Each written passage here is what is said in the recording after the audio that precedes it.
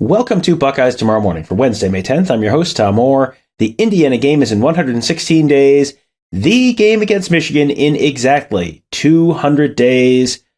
And when that game against Michigan rolls around, the Buckeyes are going to need to be able to stop the run a little better than they did last year and pressure the passer a little better than they did last year. And a lot of that's going to happen on whether how much improved the Ohio State defensive line is this year. And it seems like it should be improved. Buckeyes have pretty much everyone back along that line, and it is a year. It could be a very decisive year for players individually and for the team on the whole, with that 2021 recruiting class of JT Tuimoloau, Jack Sawyer, Tyleik Williams, and Mike Hall. Could be a very, very impactful year for them up front. Could be a very impactful year for them in terms of being ready for the NFL draft next year. We're going to be talking about all of that, as well as all the other guys on that defensive front, with our good buddy Tony Gerdeman of BuckeyeHuddle.com. Tony, I guess let's start with this. The class of 2021, the four guys I just mentioned, it feels like if everything comes together, this might be one of the most high-ceiling defensive lines we've seen at Ohio State in quite a while. You know, there's not necessarily a Chase Young or a Bosa brother necessarily, but just on the whole, across the deck, those four guys, man, that could be, if things really come together this year, that could be a really dominant defensive front for Larry Johnson. Yeah, 100%. And I think wanting or hoping for a Chase Young or a Nick or Joey Bosa is a ceiling that's just not fair to any players. I think you should hope for a Sam Hubbard type of, ceiling. That's like an achievable Tyquan Lewis Big Ten Defensive Lineman of the Year type of thing. And then if it's better than that, great job. And I think with both JT Tuimoloau and Jack Sawyer, two former five-star guys, the 2023 season, I think, is what a lot of people pointed to when they signed in 2021. And you have these expectations, and we've seen flashes from both of them. And so I think there's a lot of reason to be excited about those guys. But then when you've seen the flashes of Tyleik Williams and Mike Hall along with that, and any given day, I think each one of these guys has been the guy in terms of, I think he's going to be the best of them all. He's going to be the best of them all. You see Tyleik Williams early as a freshman, and everybody's like, that's not normal for what he's doing. He's getting into the backfield, tackling quarterbacks and whatnot. And then, of course, you see what Jack Sawyer leads the team in sacks.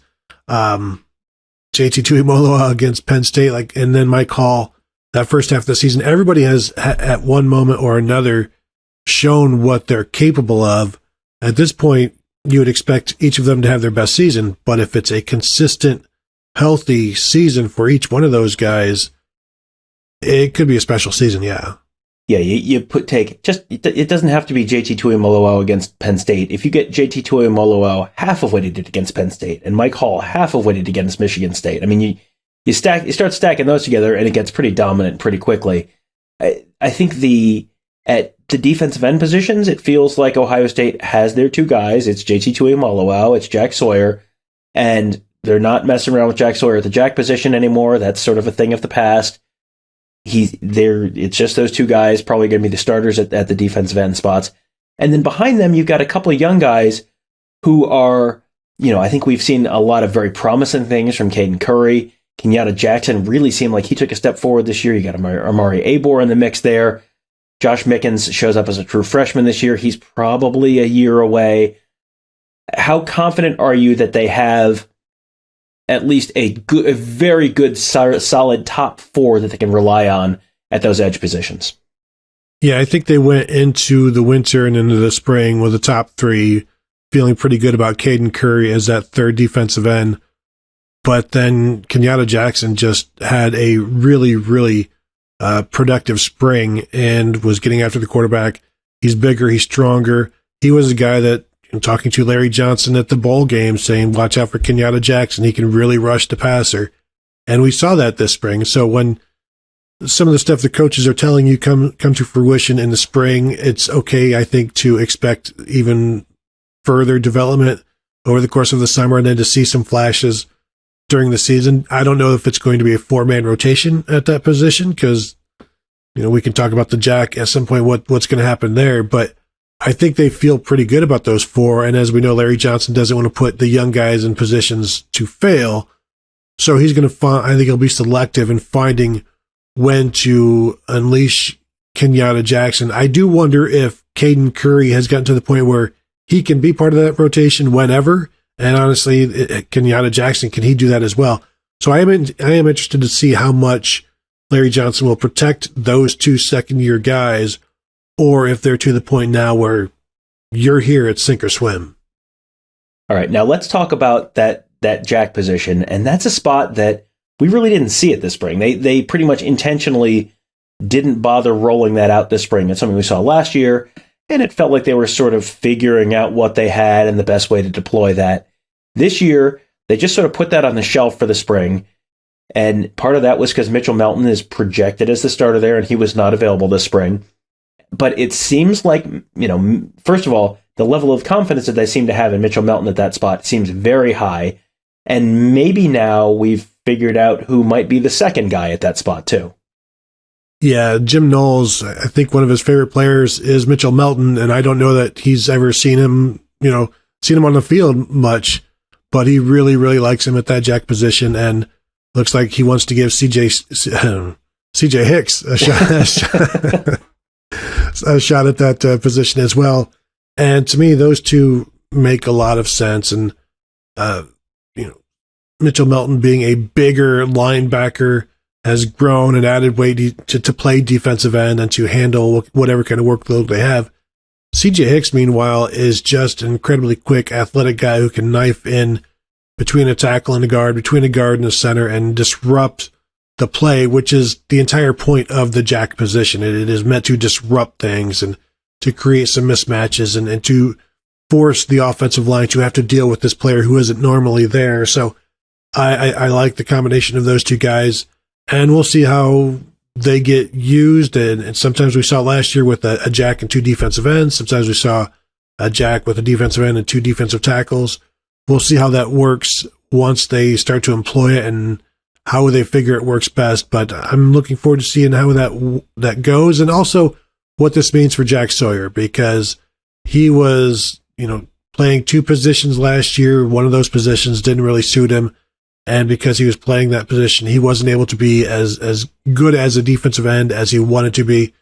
And so now, with that being done in that portion of his career, I think completely over at this point, I want to see what he does as a fully realized, blossoming defensive end.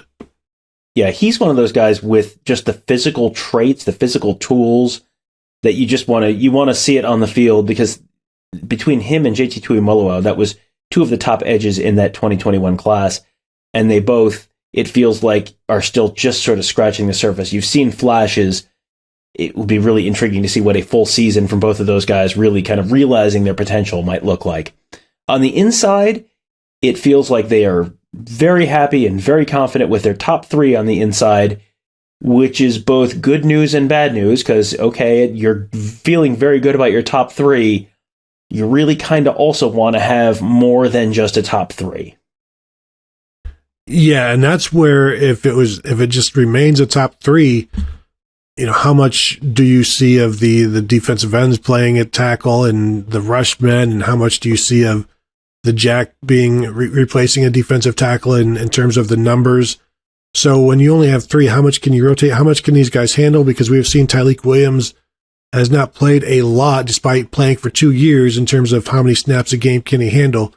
They all need to be able to handle probably 40 to 50 snaps a game, because that's what we saw from the likes of Haskell Garrett, Teron Vincent over the years, where your veterans, they can be called on to play 50 snaps as a defensive tackle, and that's not something Larry Johnson wants to do, but sometimes you have to. And if you've just got 3 guys that you know and that you can trust at this point, any one of them needs to be ready to go for 40 or 50 snaps, and when you only have 3, you better not get anybody hurt. And when you only have 3, the more you play them, the better chances they have of getting hurt. And so now we're going to sort of address the elephant in the room, which is at this time, we were recording this on Tuesday at 1:37 p.m. Okay, so now you have a point in time for this conversation. So, Tony, the Buckeyes might end up adding another interior defensive lineman to the transfer portal. We will see if that happens. Our Alex Gleitman at BuckeyeHuddle.com has been tracking this pretty closely, and it feels like there is a realistic possibility that is where Tywone Malone, the Ole Miss defensive tackle, could end up transferring to Ohio State. So what would he bring? Does he maybe solve some of those concerns on the interior of the defensive line if he does end up committing to Ohio State?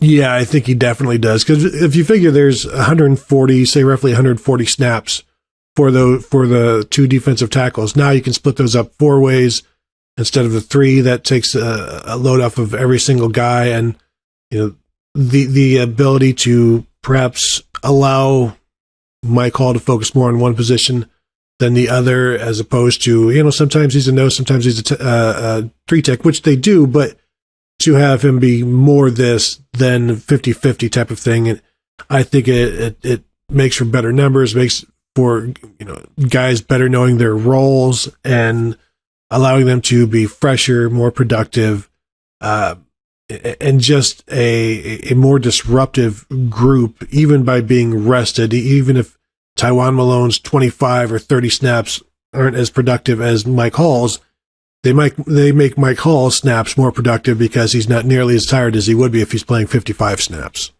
Yeah, this is like the corners and the wide receivers, where if the corners are playing 60 snaps a game and the wide receivers are playing 30 or 40, guess what? It gets a little easier to get past those corners later in the game if you're rotating your wide receiver. Same thing for the offensive linemen. If those offensive linemen are playing 65, 70 snaps a game and that defensive line is rotating and you're only on your 35th or 40th, that adds up over the course of the game, and you're a little fresher towards the end of the game. You're a little fresher towards the end of the season. So that is why depth is so important. Larry Johnson is, a pretty unrepentant rotator on the defensive line. Some people think rotates too much, but he has been very consistent about that over the years.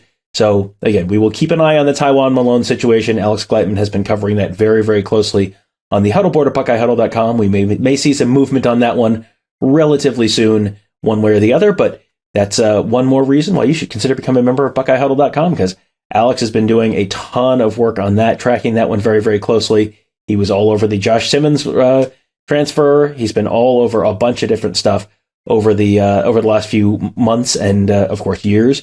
Alex has been doing this for a little while. So has Mark Givler. He's been covering a bunch of stuff. He did his usual Tuesday chat on Tuesday.